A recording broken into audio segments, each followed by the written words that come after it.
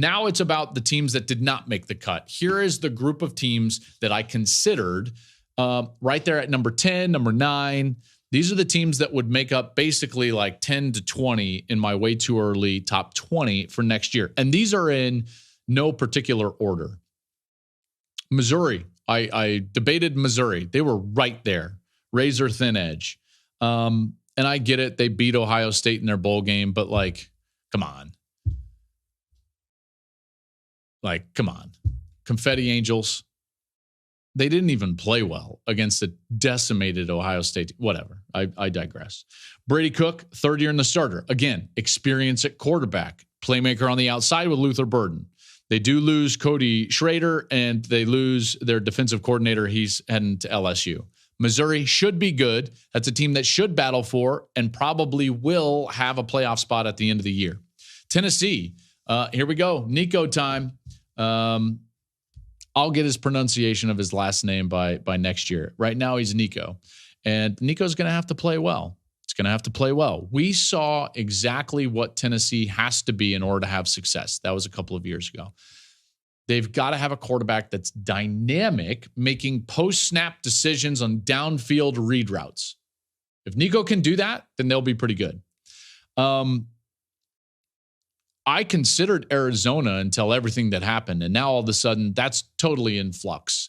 In fact, in a lot of ways, and in 1.0, maybe they were in my top 10. But in 2.0, I just couldn't do it. Not with Fish heading to Washington. I don't know who is all going to stay there or not. That's a team that I considered. I considered Oklahoma. Jackson Arnold era, that starts very high, leading into that Alamo Bowl against Arizona. Didn't pan out with all the turnovers, but that's still a program that's recruited really well. Seth Luttrell now is going to be running the offense. Lebby left for Mississippi State. He's going to be the head coach there. And the SEC era starts with OU. I could see them getting into the playoff. LSU's still going to be good. At least you would assume. Although, man, they're just so inconsistent. Clemson. I'm not sure what to do with Clemson. I considered them in my top 10. I did not put them in my top 10. It really, if this is 2016, this is a great program. Clearly, one of the best in college football. They just have not adapted like other programs as the sport has changed. I considered Florida State, but man, they're losing a ton. Is DJU really going to be that guy that kind of brings them together? They just lose so much talent that they did not make my top 10. I considered Miami, in particular after the Cam Ward commitment, transfer quarterback commits to Miami. Miami has a very manageable schedule. There is a path to 10 wins. There is a path to a potential playoff berth, but it's still Miami. It's still Mario Cristobal. Mario Cristobal is an excellent recruiter, really good recruiter. I love meeting with him. I think he's process-oriented, but his teams generally execute lower than where their talent level is, generally speaking.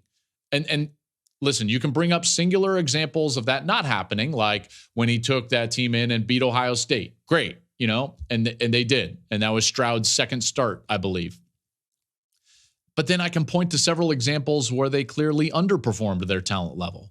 Pac-12 championship games, game management issues from the coaching staff. So I considered Miami. I just couldn't put them in the top 10. I considered USC, saw them in the Holiday Bowl. Miller Moss plus Lincoln should be fine on the offensive side.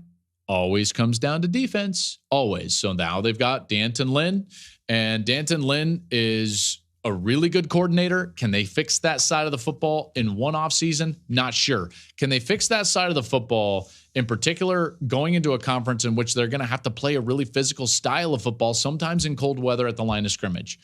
Remains to be seen. So that's why they didn't get into the top 10. And roll your eyes if you want. I considered Colorado. If you protect Shedeur Sanders, he will lead the country in passing. They're talented enough on the outside, and he is as good of a passer as we will have in college football next year.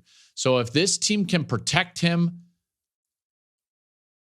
average, then watch out for Colorado. He was sacked 52 times last year, most by any Power 5 quarterback in the last 10 years. Think about it from a reference standpoint. Michael Penix was sacked 11 times.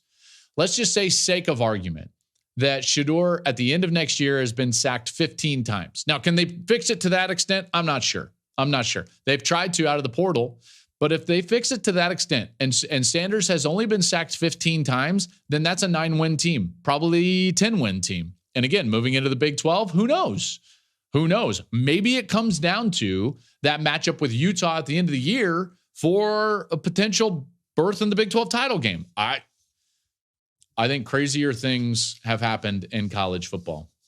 So those are the teams that I considered there at the back end of my ranking. Thank you for watching the Joel Klatt Show YouTube channel. And if you liked this clip, make sure to like it and subscribe to the channel. And you can stay up to date on all of my college football coverage.